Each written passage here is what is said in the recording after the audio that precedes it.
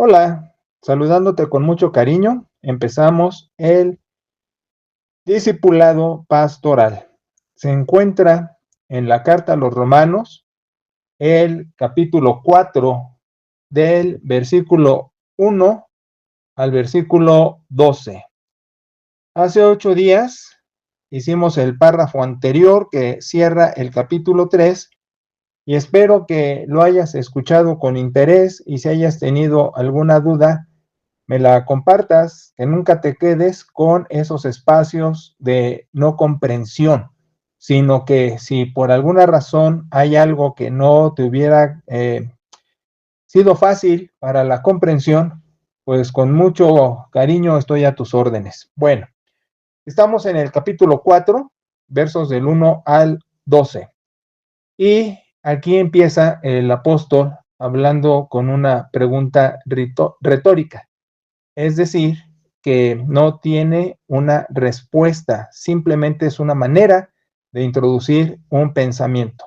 Y el pensamiento que va a introducir es la bienaventuranza, que en griego se escribe Macario, y eso significa feliz, feliz, bienaventurado en español, en griego feliz, la persona a quien el Señor no le dice que tiene pecado, no lo inculpa, no lo ve culpable.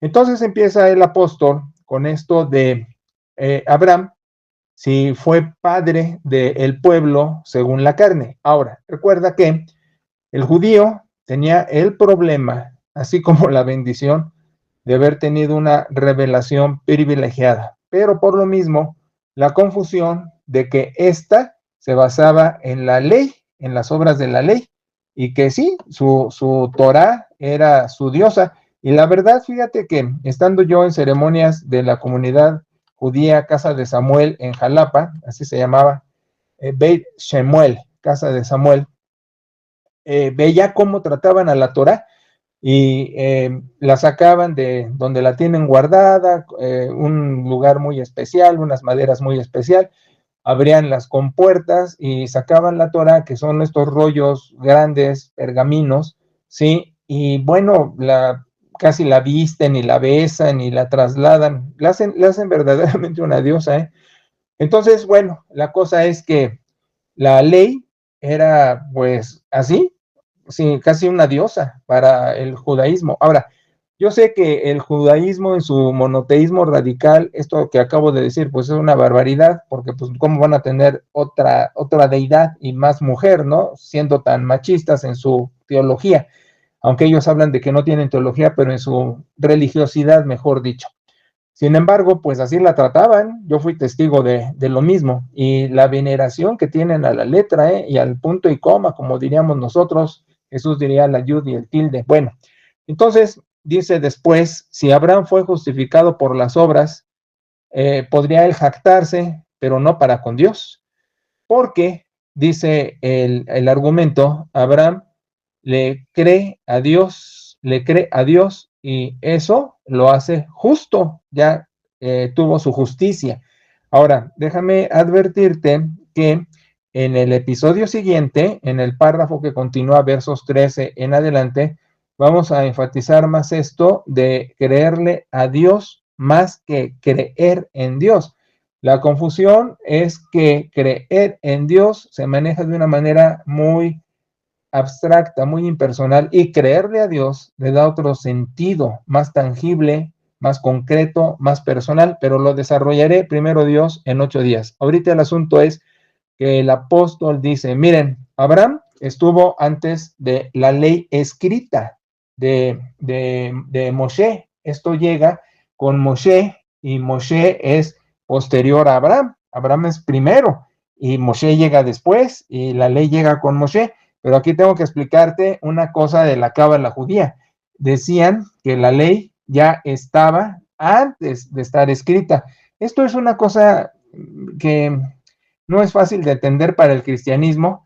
El judaísmo con sus cábalas, esto es la superstición como magia alrededor de la creencia doctrinal, pues para el judío es más fácil entenderlo, para el cristiano no.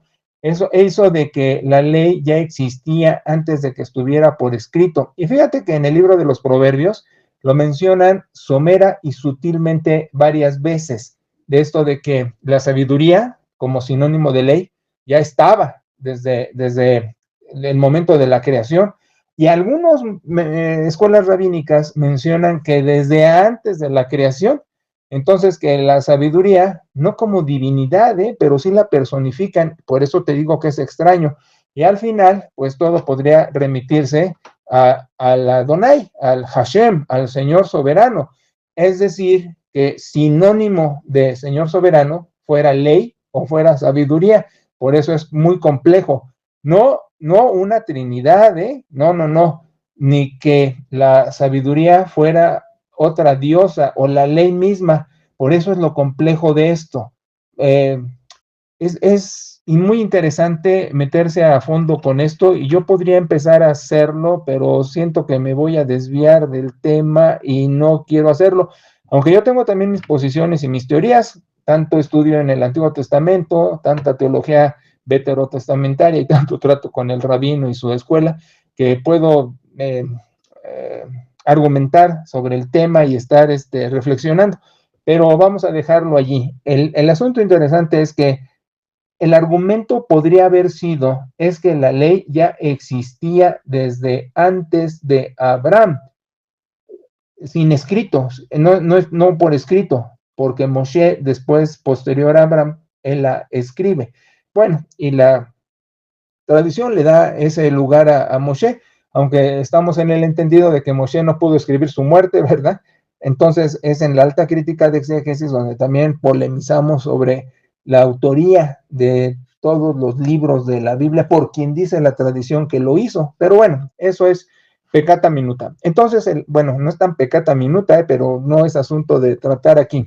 Entonces, dice, si Abraham fue justificado por las obras, entonces, ¿por qué estaría satisfecho con Dios? No es por las obras, porque incluso dice la escritura, creyó a Dios y le fue contado por justicia. Entonces el argumento paulino en este momento es la cita veterotestamentaria de que Abraham le cree a Dios y le es contado por justicia en el Génesis capítulo 15, versículo 6. Entonces, allí podríamos decir, pues mira, si la ley ya estaba antes de ser escrita, como que lo más importante que obedecer la ley fue creerle a Dios en el argumento que está en Génesis 15:6. Y aquí entonces lo confirma el apóstol, ¿sí? Porque va a insistir, al que obra no le cuenta el salario como gracia, sino como deuda. ¿Qué quiere decir esto? Que portarnos bien y cumplir la ley, entre comillas, es un resultado de creerle a Dios, de la relación personal que se tiene con Dios. Mira, en otras palabras te estoy diciendo, el comportamiento humano no mete a nadie al cielo, nos mete Dios en Cristo al cielo. Pero como conciencia, estando conscientes de que somos ciudadanos del cielo, nos portamos bien. Va de nuez. Portarse bien no te mete al cielo, te mete Dios en Cristo al cielo, pero consciente de eso, te portas bien. Creo que lo dije mejor. Entonces, por eso dice, es una deuda el portarse bien, no es algo que tú vas a hacer para ganarte al cielo. Entonces, insiste el apóstol, la fe es contada por justicia. Y también habla de David, y esto es muy interesante porque David era un Mesías muy importante en el pensamiento judaico. El Mesías, David Mesías, le David Mesías, David el Mesías, porque dice que también David en el verso 6 lo manifiesta, dice, bienaventurado aquel cuyas iniquidades son perdonadas y cuyos pecados son perdonados. Y recuerdas que esto lo dice precisamente nuestro amigocho David en el Salmo 32, porque en el 51 abre su alma diciendo, Dios, pequé, me porté mal, del resultado de su adulterio, ¿no? Y bueno, del asesinato, porque manda matar a su capitán para quedarse con su mujer y luego todo ese rollo tan tremendo que tuvo David. Pero entonces en el Salmo 32, ya que sabe que Dios le ha perdonado y no por obras, no te lo menciona el apóstol aquí, pero David escribe en los salmos que estoy refiriéndome, 51 y 32, que él que daría la vida, que él cumpliría lo que Dios le pidiera, pero que Dios no le pide hacer ni cumplir nada más que el arrepentimiento. Fíjate qué padre lo dice David, ¿verdad? Que yo daría sacrificio, que yo haría un sacrificio de animal, como en el Yom Kippur, o sacrificio de su misma vida. Yo te daría sacrificio, Señor, pero tú no quieres eso, porque el sacrificio de Dios es un corazón humillado y arrepentido. Fíjate qué padre lo dice David. Ahí no dice, tuve que hacer méritos, tuve que portarme súper bien, tuve que cumplir la ley moral de todo el aparato legislativo judío, 600 y feria de mandamientos, porque también va a decir eso, que si fallas en uno, fallaste en todos, porque no hubo la perfección, porque la ley obliga a la perfección y la gracia a la perfectibilidad, porque si estás caminando en el Señor, estás madurando a ser mejor, no que ya lo hayas logrado, como Pablo escribe en Filipenses. Entonces, fíjate, dice David, yo daría un sacrificio, pero para ti el corazón contrito y humillado no desprecias. Fíjate, más que cualquier comportamiento moral. Por eso dice, feliz a quien Dios no culpa de pecado. Entonces dice después el apóstol, esta bienaventuranza es solo para los circuncisos, es decir, para los judíos, no, también es para los incircuncisos, es decir, para los descendientes de Abraham, que por la gracia de Dios también entramos al cielo, que va a desarrollar más adelante en el párrafo siguiente. Entonces dice el argumento siguiente es, no es la circuncisión, no es la incircuncisión, no es que seas judío de nacimiento o prosélito o ser un gentil. El hecho es que Dios, como te dije la semana pasada, amando a su creación, amando a su, ¿cómo te digo? Al pedazo de su corazón que es su creación y amando al Hijo en Cristo, su Hijo, que Él es el elegido y que Él paga todos los pecados de la humanidad. Por eso es ya la salvación hecha y somos con, todos los creyentes, nuestra fe nos es contada por justicia. Y por eso le llama a Abraham al terminar padre de la circuncisión, pero también diríamos, entre comillas, de la incircuncisión, porque termina en el verso 12 diciendo que Abraham, antes de ser circuncidado, le creyó a Dios. O sea, remata el apóstol con un touchdown espectacular en tiempo extra, porque dice, no solo no estaba la ley por escrito y Abraham fue justificado, sino que tampoco estaba circuncidado, era un gentil, y la verdad sí, porque no solo no estaba circuncidado, sino no era judío. Con Abraham decimos, y esto también es complicado en sociología de la religión, porque la definición de judío te he dicho muchas veces que está muy cañona, porque pueden ser muchas definiciones de raza, de geografía, de fe, de muchas cosas. Un judío es muy difícil de definir, pero también aquí la cuestión es que antes de la legislación, se está mencionando que Abraham es el mismo padre de la fe. Entonces, ¿qué padre? Ahora, bueno, es padre de la fe y qué padre. Ahora, el asunto aquí es esto que dije la semana pasada y que vuelvo a reiterar. La fe no es otra obra, porque en el decálogo o en la legislación judía de 630 y tantos mandamientos, aparte de no adulterar, no matar y todo lo que ves y todas las fiestas y la legislación que hay dentro de las mismas fiestas y el cumplimiento, podría venir y tienes que tener fe, pero está implícito, no explícito, porque tú no harías un sacrificio sin creer que el sacrificio está cumpliendo para lo que la legislación se escribió. Te estoy diciendo, aún cumplir la ley requiere fe, porque ni modo que cumplieras la ley como buen judío sin la fe de que eso te está poniendo bien delante de Dios. Con eso que te estoy diciendo, diríamos, tanto la fe se usaba con los judíos como con los cristianos, ¿sí? Ahora, la diferencia es esta, que nuestra fe ni con judíos ni con cristianos es una obra. ¿Sí me expliqué? Va de nuez.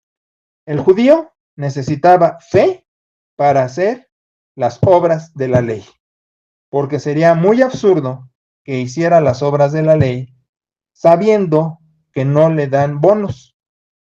Lo hacía y vemos muchos ejemplos en el Antiguo Testamento y Nuevo Testamento que eran fanáticos de la observancia de la ley. Ahora, un paréntesis, Jesús regaña a fariseos y a otros de pedir cargas que ellos no cargaban en este sentido de cumplir la legislación. Claro, había sus excepciones y había sus fallas, pero de modo general te estoy diciendo, el hecho de que tuvieran la legislación implicaba fe en que al cumplirla iban a estar bien delante de Dios. Es el ejemplo que siempre doy. Es como cuando te digo, si te comes unos tacos en el metro Tacuba de Ciudad de México, tienes una fe enorme a que no te mueres, a que no te da tifoidea. Y eso lo derivamos a todo. Te subes a un camión, vas en un avión, o sea, todo implica fe del individuo, si no, no lo haría. ¿Me entiendes? Pero yo te reitero, la fe no es una obra más. Estamos diciendo, para Dios, nuestra fe no es una obra. Y esto insisto mucho porque en el cristianismo y en la pastoral, como he escuchado, es que mi fe en Dios, es que mi fe me salvó, mi fe hizo esto. Estoy de acuerdo con las expresiones, pero no en el sentido absoluto de las mismas, porque no es tu fe lo que lo hace, es Dios. Mira, decir, es que mi fe lo hizo, o mi fe en Dios, es como decir, es que tengo que creer en alguien, es que tiene que haber alguien, como también he escuchado mucho. Es que esto de creer, pues debe haber alguien, debo de poner mi fe en él, debe estar, o sea, pero vuelvo a que eso lo que está haciendo es una obra moral más. Y la fe no es una obra moral. Ahora, entiéndeme, no estoy diciendo que no tengas fe o no estoy diciendo que no digas que tienes fe en el Señor, pero estoy diciendo que tu fe no es lo que te da el punto, ¿sí? La palomita no es tu fe, es Dios y es Cristo. Por eso, en el Nuevo Testamento, Dios sanaba y sanar en español es una palabra aparte de salvar, pero en griego es lo mismo. Es como discipulado. Discipulado en griego tiene dos palabras unidas, juntas, significan igual seguir y ser discípulo. En español no. Y en español, sanar y salvar son palabras diferentes, pero en griego es una sola. Una sola. Sanar, salvar significa lo mismo. Y el Señor hizo eso con gente que no creía, que no tenía fe. O sea que te vuelvo a repetir, no es tu fe lo que te pone con Dios. Lo que te pone con Dios es Cristo. Es Dios mismo en Cristo. Ahora, entonces, ¿cómo manejamos este tema o esta palabra fe? Ah, como la consecuencia de lo que hace Dios. Te lo explico y voy a tratar de ser más legible ahora. Como las obras no te meten al cielo, sino ya consciente del cielo, obras mejor, te portas bien o vas mejorando en tu comportamiento, es lo mismo con la fe. Tu fe no te mete al cielo, te mete al cielo Dios en Cristo. Y en consecuencia y consciente de eso, ¿le crees? ¿Sí? ¿Me estás entendiendo? Lo hemos manejado al revés en el cristianismo. Es que tienes que tener fe en Cristo, pon tu fe en Cristo. No, yo digo, comprende quién es Dios en Cristo, lo que hace en la obra en la cruz, lo que hace en la resurrección y que te pide seguirlo. No que levantes la manita y que digas, creo que eres mi salvador. No, no, no. Que te comprometas a seguirlo, a ser su discípulo y que empieces a dar esos pasos.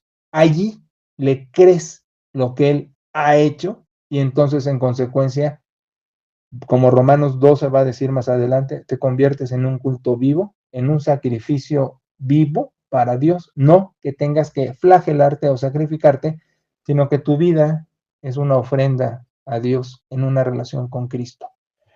Si no me expliqué, si no me entendiste, no te quedes al aire.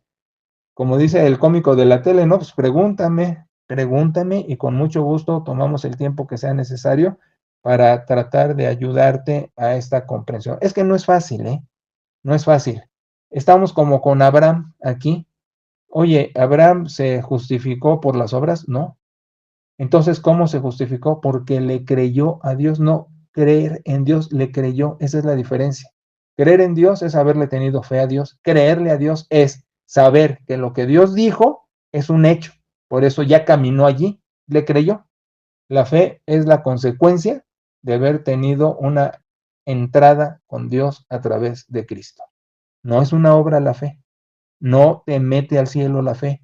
No hace milagros tu fe. Te mete al cielo Dios a través de Jesucristo. Los milagros los hace Dios y tú solo le sigues la corriente. ¿Sí?